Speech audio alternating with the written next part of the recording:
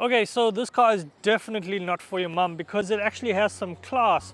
But the real question is, could this be the final boss of SUVs? I'm Carlin and this is the all-new VW Tayron. Okay, not only is this the first VW on the channel, but it is also an SUV that I've been super excited about since its announcement last year. Now, VW is a South African legacy brand and it has existed in South Africa for 75 years. The brand is so embedded in our society, our heritage, that one has to ask, if you've never drove a VW, are you even South African? But we're actually here to talk about one of the latest SUV offerings from VW, the Tayron. Tayron? I don't know. Okay, I just want to get the biggest thing out of the way, or the smallest thing, the 1.4 TSI 4-cylinder engine.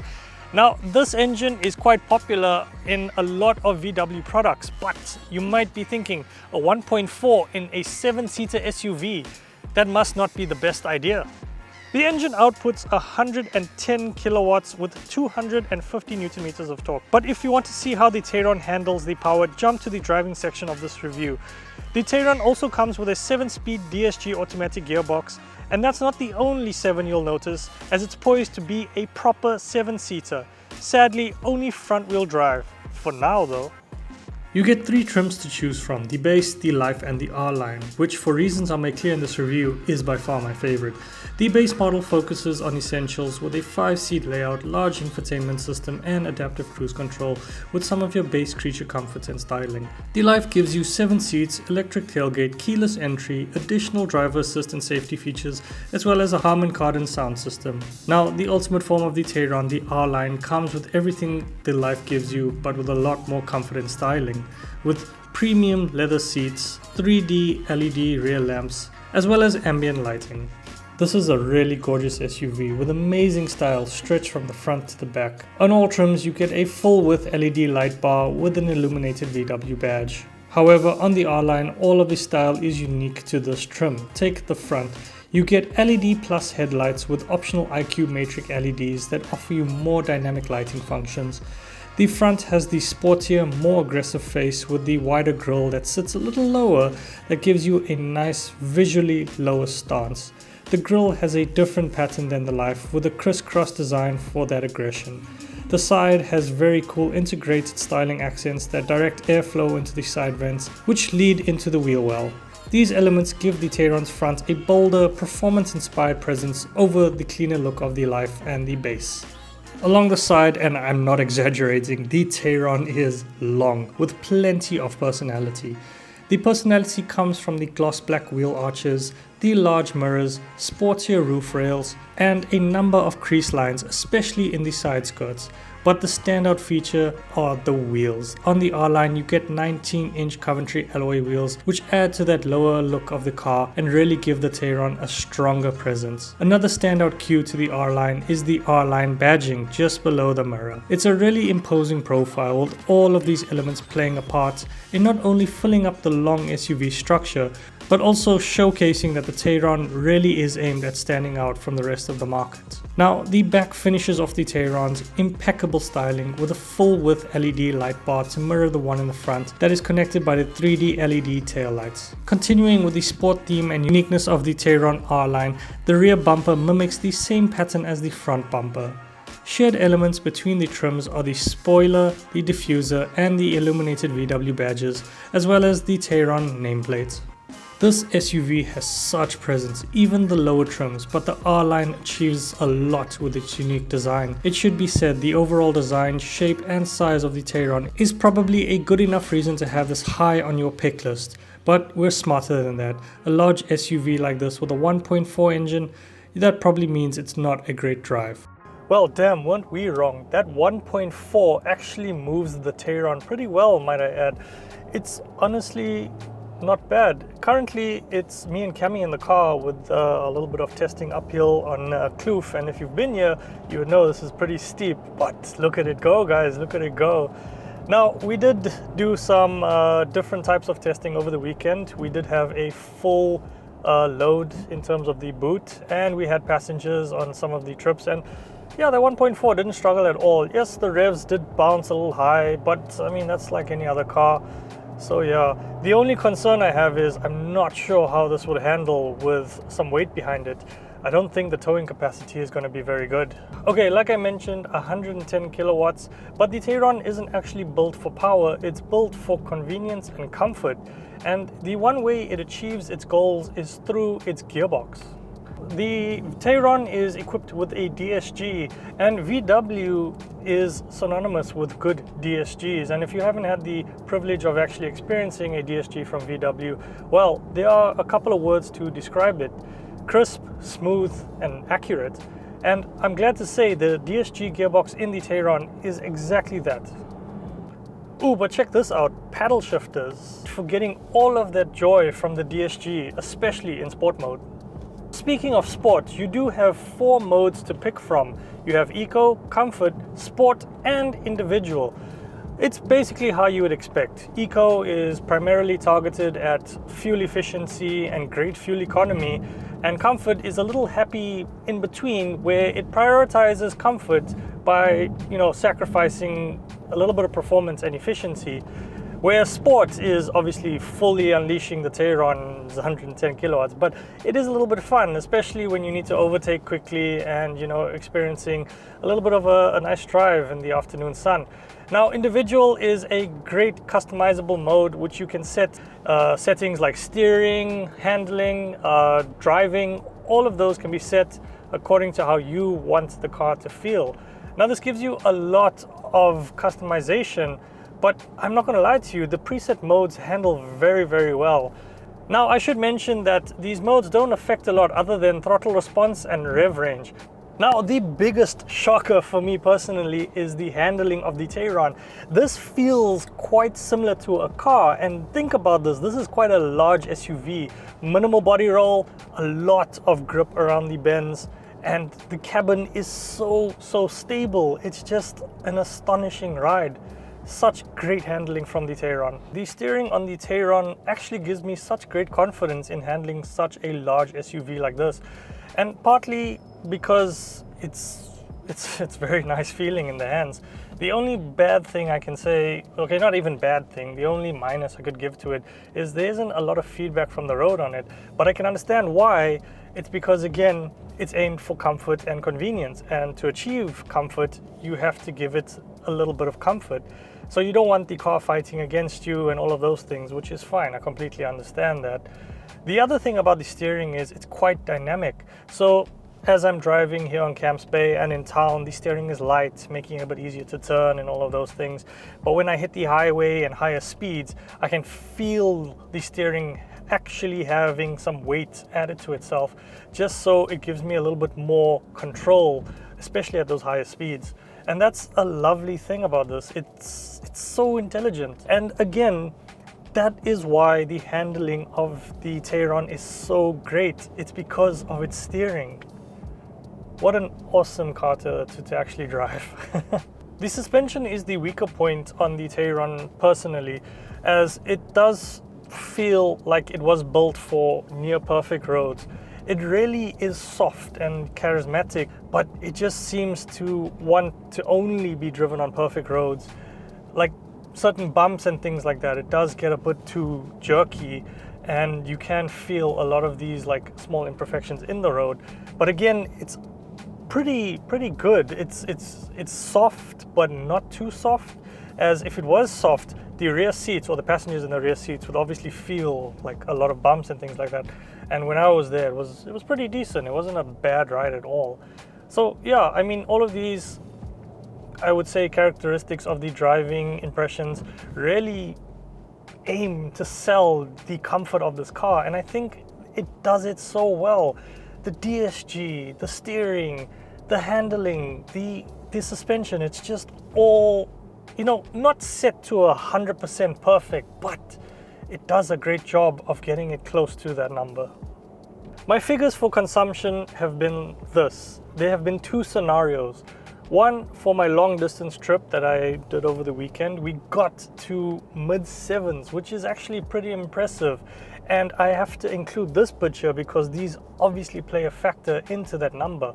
I was in Eco, And I had a bit of weight. Well, actually I had a lot of weight in the car. We did pack it up, like I said. Now that long trip was a mixture of, city driving plus a lot of open road driving. So the city, we were choked with traffic, but once we got to the open road, it was like free to go. I've only been able to get mid-8s to high 9s in the city, which is not the ideal thing, I guess, but it could be worse. It really could be worse. And the way the geopolitical movement is going, petrol is going to start costing us an arm and a leg again, as it hasn't already, but it's going to be a little bit more expensive. And now it's good to know that the Tayron, a large SUV like this, is quite an economical car. Now I think we've gotten a good grasp of what the Tayron is like on the road. Let's go check out the interior. So let's start with the back seats, get that out of the way. Obviously this is for the kids. Fully grown adults will not survive here. The middle row does shift slightly forward, so you might have a little bit more space, but honestly I don't think that's very comfortable. The floor is right here, so you can see where my knees are. Yeah, so just throw the kids here with the iPad and let them survive, because it's honestly not so bad if you're a smaller person. You get 2 creature comforts, a cup holder here and a phone holder, but that's about it. Let's check out the middle seats.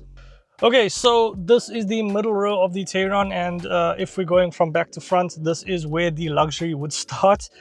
Huge amount of space, great amount of headroom, ample legroom.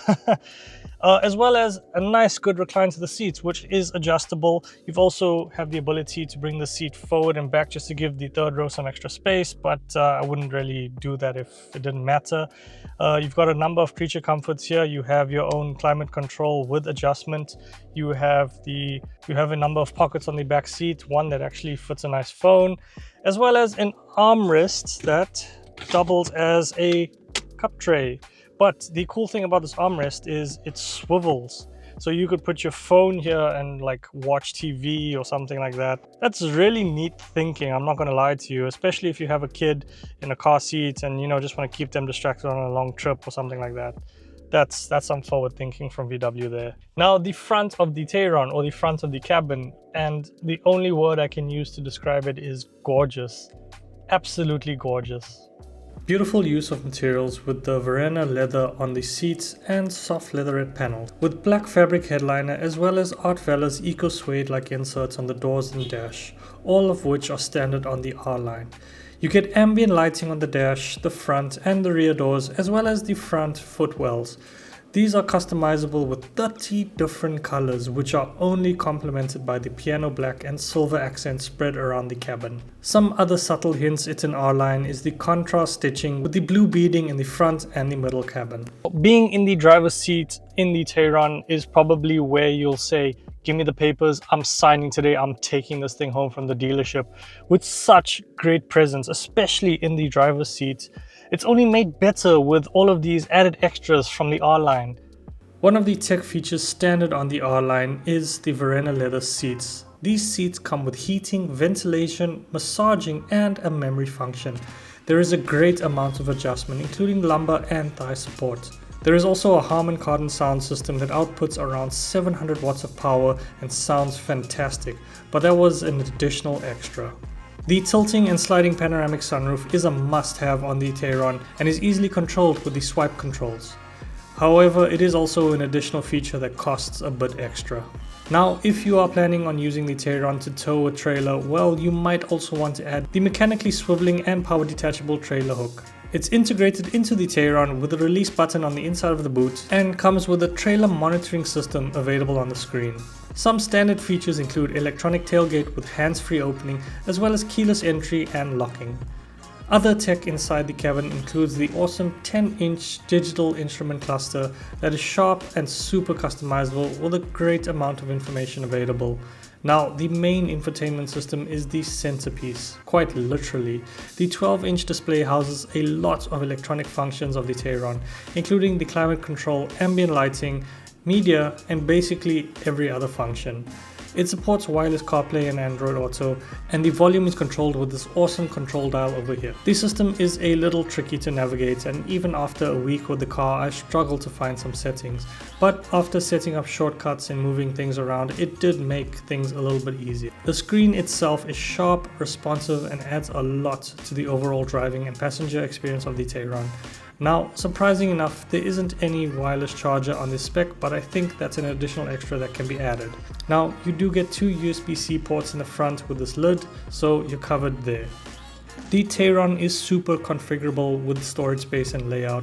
With the rear seats up, you have 345 liters of space, and with them down, that goes up to 850 liters. Now, with the third and middle row seats down, you get just over 1900 liters of space. The easiest part of all of this is the mechanisms to control the seats. Simple latches on the seats to drop them, which makes things so convenient to change the space to your needs. There is also storage for the cargo cover just underneath the floor where the space saver spare wheel is located. So much convenience and thought has been put into the Tayron. It's honestly a different level of luxury, and that's why people love VW.